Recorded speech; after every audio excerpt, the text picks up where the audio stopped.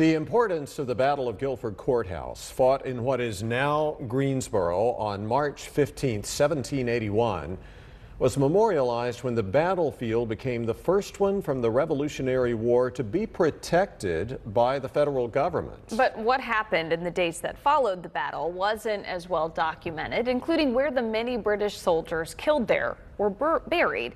Tonight, the Buckley Report shows us a group of people from Summerfield who are trying to solve that mystery.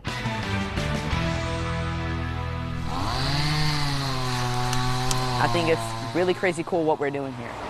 On a warm late summer morning, a group of Boy Scouts are doing their duty to God and country. We've been finishing up the clearing of brush over this area of the cemetery. There were originally a whole bunch of trees back here. But this is much more than just a cleanup project. They're paving the way for a search for souls. But what do people think you're doing as they drive by? Mowing the lawn? Yeah, I think they think we're doing some type of investigation, but I doubt they understand what it is. With Halloween just on the horizon, geologist Keith Saramer is using ground-penetrating radar and precise measurements to try to find bodies in this church cemetery in Summerfield. If we see changes in the soil properties that are of the size and shape of a burial, and then we see a pattern of those, one set after another set after another set, then we have a high confidence that what we're looking at is a row of burials. How accurate is it? It's very accurate. It's produced an awful lot of information, yeah. And so what we're seeing here, The graphs the machine produces take some interpretation. we don't really see much there. Now we got 1, 2 coming in, 1, 2, 1, 2. Now there's a third. They're marked with the waving white flag of the ultimate surrender. We have identified probably at least a couple hundred graves. When you saw the data coming in, it must have been exciting. Oh, yes. Very much so. I got chills.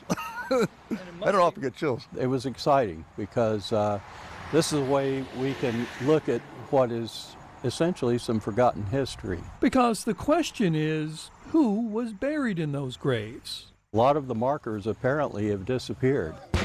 Legend has it, dozens of British soldiers may have been buried here after the Battle of Guilford Courthouse in March of 1781. Cornwallis had a tremendous number of casualties. Can you imagine a situation in which the Quakers are trying to handle this, and maybe somebody rode up and said, "Brethren, can you help us?" Maybe they ended up finding their final rest here. Well, that's been speculated, but we have no direct evidence of that. They do have definitive evidence that this is where hundreds of people are buried, and each one has created a new methodical mystery to be solved. I always say it's, we're peeling the onion, but sometimes the onion gets bigger. Bob Buckley, Fox 8 News. Now, if the researchers can ever prove there are British soldiers there, the next step would be to cede that small plot of land to the British government, as was done with 2,200 square feet of Ocracoke Island, where 2 British soldiers are buried, though they were killed fighting with Americans in World War II. The best way the researchers from the Summerfield Historical Council can find out who was buried in the cemetery is not just through government documents, but through old newspaper articles or just family histories that they hope those of you watching this story can provide.